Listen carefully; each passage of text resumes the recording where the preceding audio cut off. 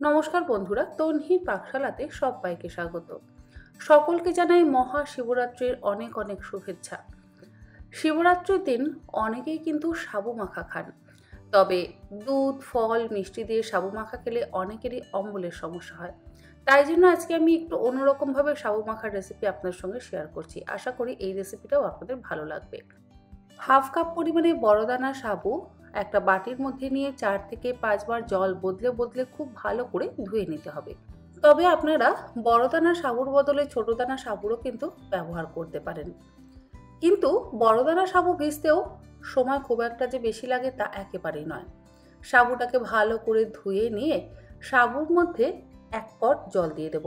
মানে সাবুর থেকে 1 কড় একটু জলটা উঠে থাকবে, সেই মাপে আমরা জল দিয়ে দেব। তারপরে ঢাকা দিয়ে 2 ঘন্টা এইভাবে রেখে দেব। দেখবেন সাবু খুব সুন্দরভাবে কিন্তু ভিজে যাবে এবং সাবুটা ঝরঝরেও হবে। যদি আপনারা সাবুর খিচুড়ি, সাবুর পোলাও বা সাবুর পকোড়া বা সাবুর টিকি যেটাই সাবু দিয়ে বানাতে চান, দেখবেন খুব সুন্দর কিন্তু বানানো যাবে। আমি দেখুন 1 কড় জল দিয়ে ঢাকা দিয়ে 2 ঘন্টা ভিজিয়ে রাখলাম। আবারও বলছি, বড় দানা সাবুর বদলে ছোট দানা সাবুরও কিন্তু ব্যবহার করতে পারেন। 2 ঘন্টা পর ঢাকাটাকে খুলে নিলাম।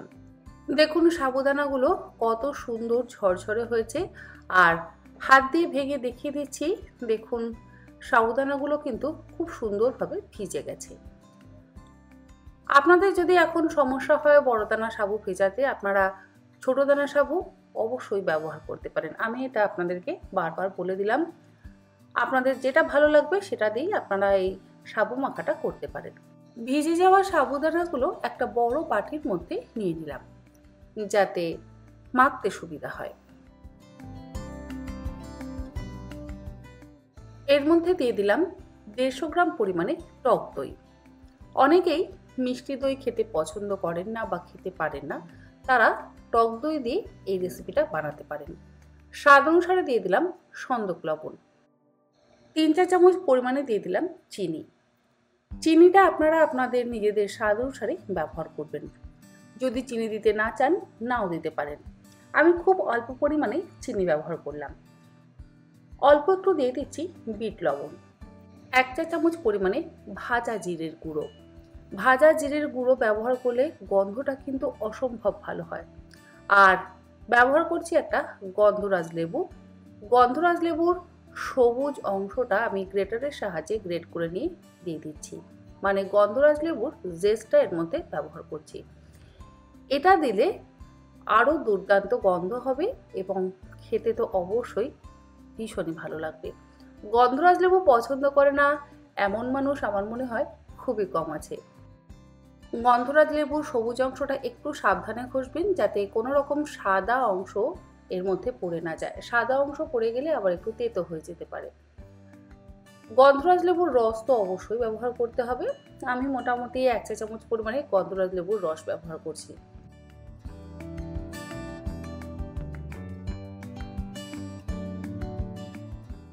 সমস্ত কিছু দিয়ে এবারে খুব ভালো করে মেখে নেব।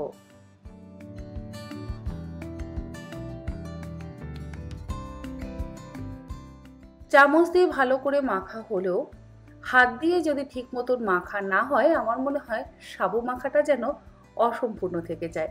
তাই হাত দিয়ে খুব ভালো করে মেখে নিচ্ছি। এর মধ্যে অল্প একটু জলের ব্যবহার করব। একটু বেশি ঘন হয়ে গেছে, যেহেতু দইতে জলের পরিমাণ কম ছিল, সেই জন্য অল্প একটু জল দিয়ে দিচ্ছি।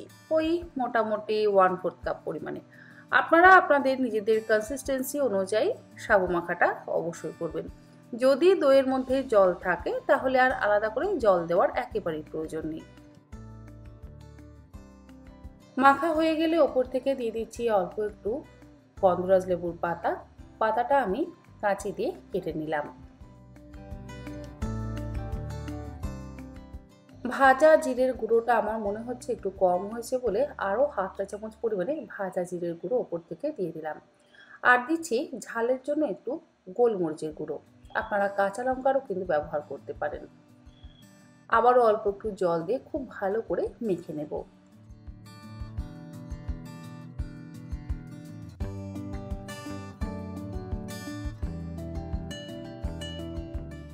সমস্ত কিছু দিয়ে খুব ভালো করে মাখা হয়ে গেছে। এবারে এটাকে আমি একটা আলাদা পাত্রের মধ্যে ঢেলে নিচ্ছি।